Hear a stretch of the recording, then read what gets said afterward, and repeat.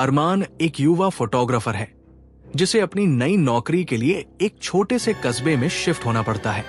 उसे रहने के लिए एक पुरानी बिल्डिंग में कमरा मिलता है जिसका नाम शांति सदन है। ये बिल्डिंग सुनसान और खंडहर जैसी दिखती है। जब अरमान वहां पहुंचता है तो उसे पता चलता है कि बिल्डिंग में सिर्फ कुछ ही लोग रहते हैं। ज्यादातर लोग अपने अपने कामों में व्यस्त रहते हैं और किसी से ज्यादा बात नहीं करते।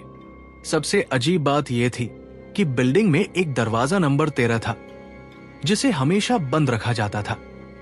अरमान को दरवाजा नंबर 13 देखकर अजीब लगता है।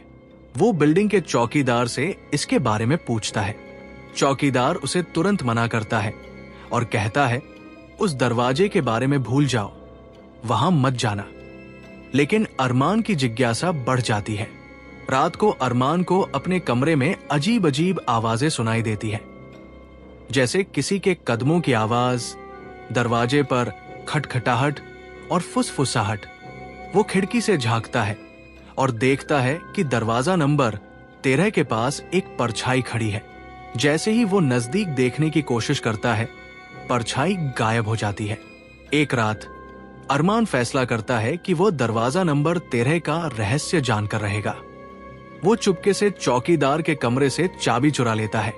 जैसे ही वो दरवाजे के पास पहुंचता है, दरवाजे के पीछे से किसी औरत की करहाने की आवाज आती है। अरमान दरवाजा खोलता है। अंदर अंधेरा है। वो टॉर्च जलाकर देखता है तो उसे दीवारों पर खून के धब्बे और पुरानी तस्वीरें दिखाई देती है। अचानक उसे लगता है कि कोई उसके पीछे खड़ा है। जैसे ही अरमान पीछे मुड़ता है, एक सफेद साड़ी में एक औरत खड़ी होती है।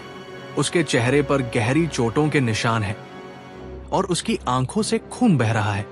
वो अरमान की ओर इशारा करते हुए कहती है, तुमने दरवाजा क्यों खोला? अचानक दरवाजा बंद हो जाता है और अरमान की चीखें पूरे बिल्डिंग में गूंजने लगती है। अगले दिन जब चौकीदार दरवाजा खोलता है तो वहां कोई नहीं होता। सिर्फ अरमान का कैमरा जमीन पर पड़ा होता है, जिसमें उसकी आखिरी तस्वीर एक खौफनाक परछाई की होती है। कहते हैं कि जो भी दरवाजा नंबर 13 खोलता है वो कभी वापस नहीं आता।